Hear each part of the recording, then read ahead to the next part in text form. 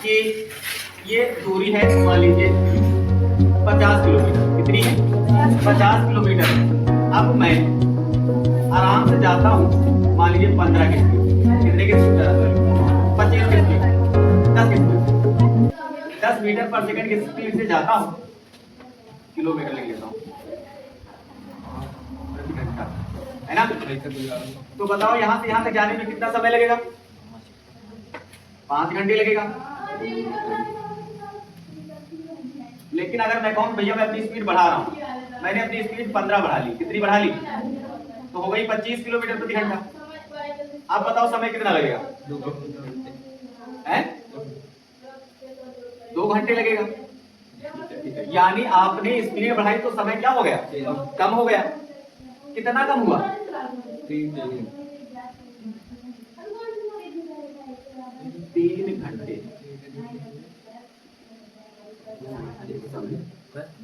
यानी अगर हम इसके द्वारा समय माने T1 और इसके द्वारा समय माने T2, तो T1 में आप T2 घटाएंगे तभी तो 3 घंटे आएगा। T1 का मान 5 है, कहने का मतलब है T1 का मान 5 है और T2 का मान 2 है, तभी तो 3 घंटे आया। मतलब जो पहले आपकी चाल थी उसमें लगा समय और जब आपने अपनी चाल बढ़ा ली उसमें लगा समय। दोनों का जब आप अंतर करते हैं यानी घटाते हैं तो आपको समय मिलता है। आपने स्पीड बढ़ाई है तो समय कम लगा है, आप अगर स्पीड घटा लेंगे तो समय ज्यादा लगेगा।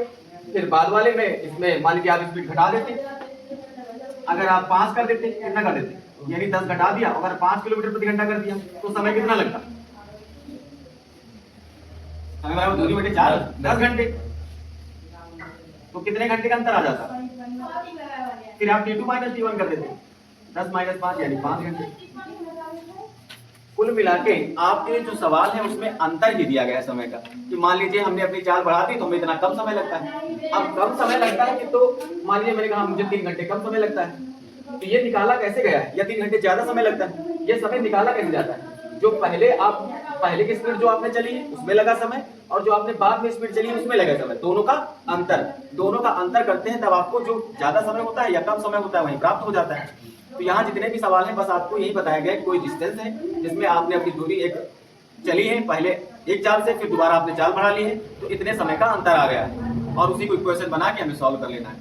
तो पहले हम दोनों का समय निकालेंगे और दोनों का अंतर कर देंगे, तो जितना समय कम लगा होगा या ज्यादा लगा होगा उसी के बराबर कर देंगे, है ना? अब मान लीजिए मैं यहाँ x मानता हूँ, क्या मानता हूँ? 50 या कितना मानता हूँ?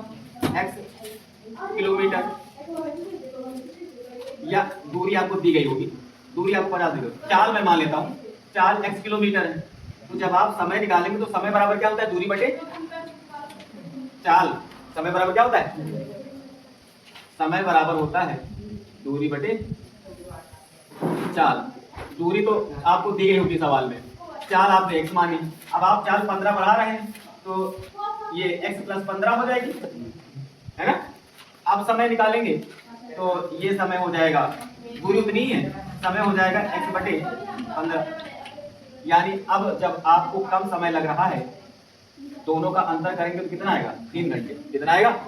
यानी आप T1 में T2 घटा देंगे तो आप बराबर 3 घंटे देंगे, यानी 50 बटे x माइनस 50 बटे x प्लस 15 बराबर 3। इस तरह से आपका कुछ समीकरण, जितने भी सवाल है सब में इस तरह कुछ समीकरण बन के आएंगे और इन्हें हमें सॉल्व करना है, ठीक है? तो समय का अंतर दिया हो, समय हो सकता है अगर आप स्पीड बढ़ाएंगे तो समय कम लगेगा, अगर आप स्पीड घटाते हैं तो समय ज्यादा लगेगा। जो पहले समय लगा है और जो अब समय लगा है दोनों का अंतर आपको सवाल में दिया रहेगा, तो आप उस समय निकालने के बाद अंतर बराबर कर देना, इक्वेशन बन जाएगा और आपको x का मान प्राप्त हो जाएगा, ठीक है?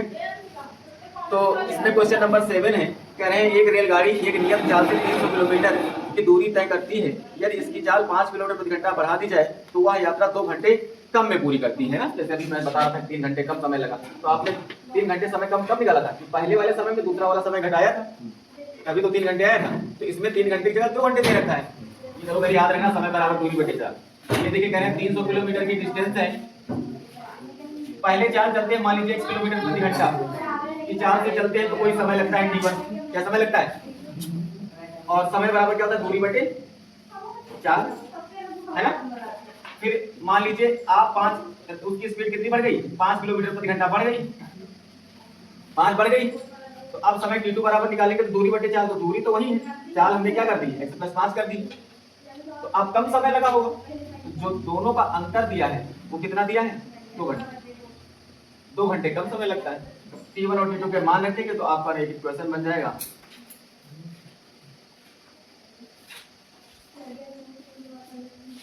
और इसी को सरल कर लेंगे, आपका आंसर आ जाएगा। सारे सवालों में बस यही करना है, 4-5 सवालों है ना।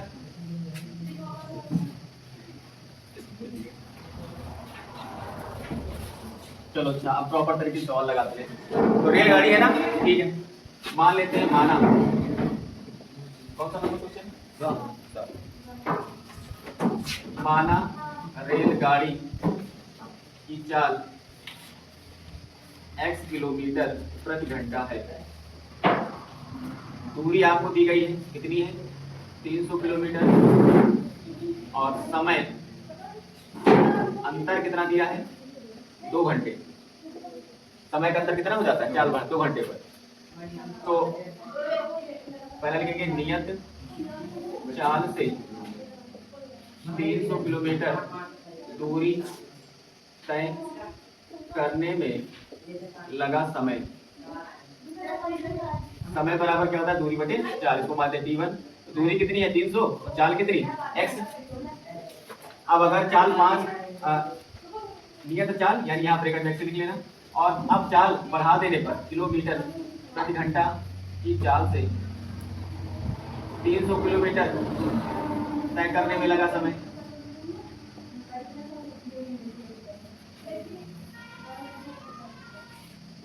तो ये हो गया t2 बराबर 300 बटे दूरी तो वही है, x प्लस 5, और प्रश्नानुसार दिया है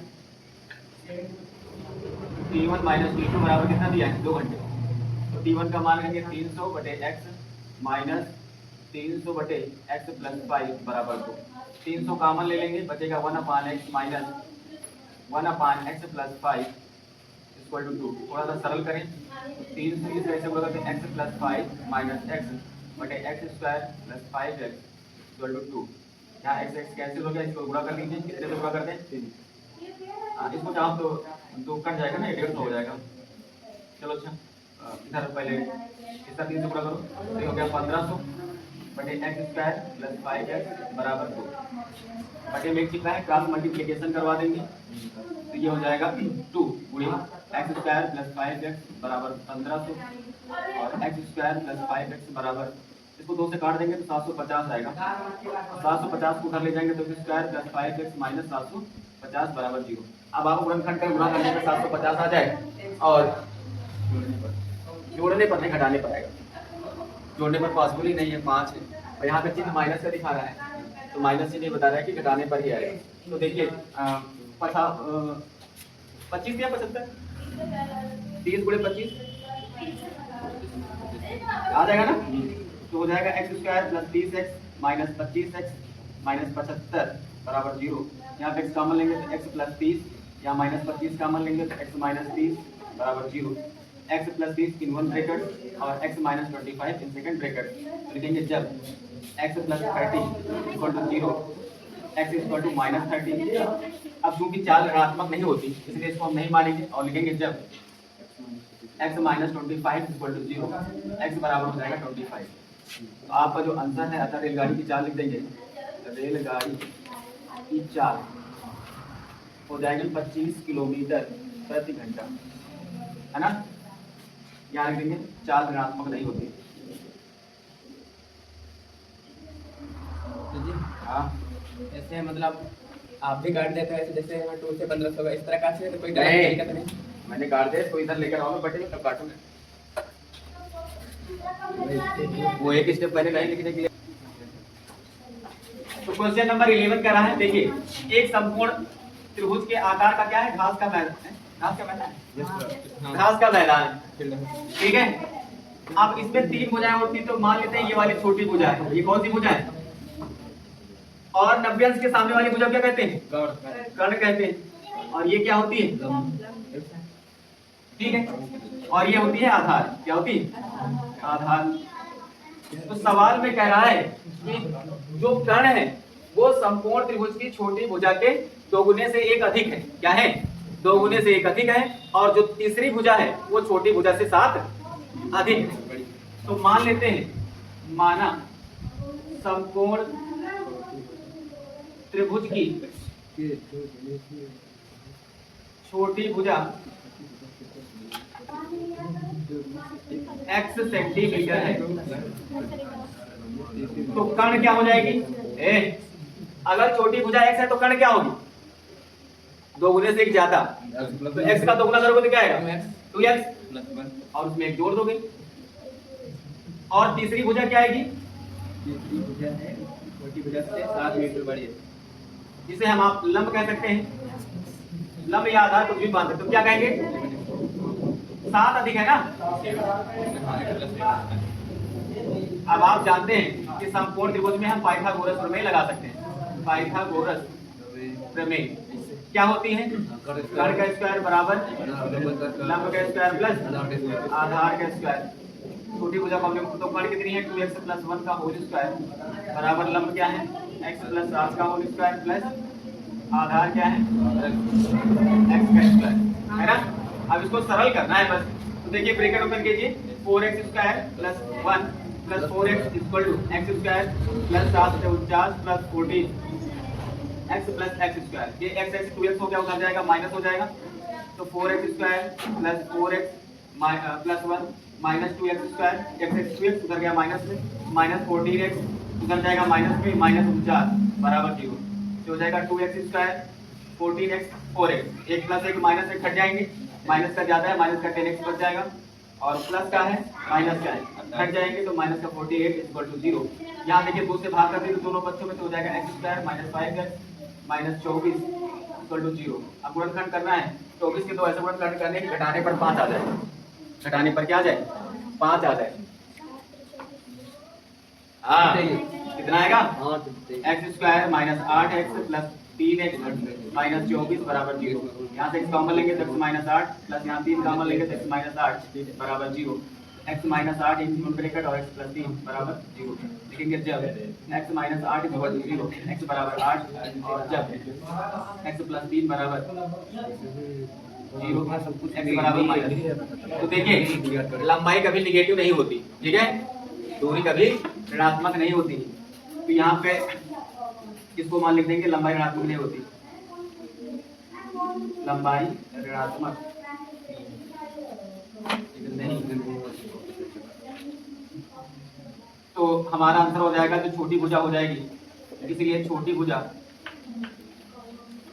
कितनी हो जाएगी? 8 सेंटीमीटर।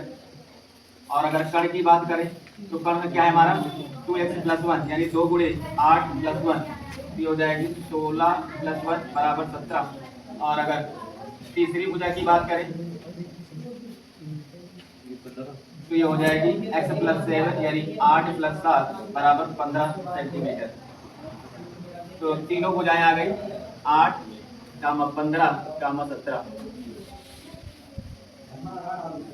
चलो ये इतना ही निकल लिया, और ये 8 कहाँ हो गई? मीटर होगा ना, सेंटीमीटर। सवाल में मीटर का रह गया।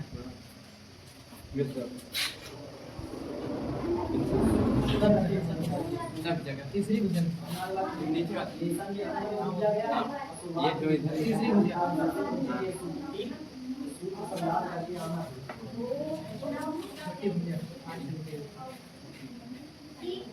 अरे मैदान है तो भी बड़ा मीटर में ही होगा, छोटा सा थोड़ा ना मैदान होता है।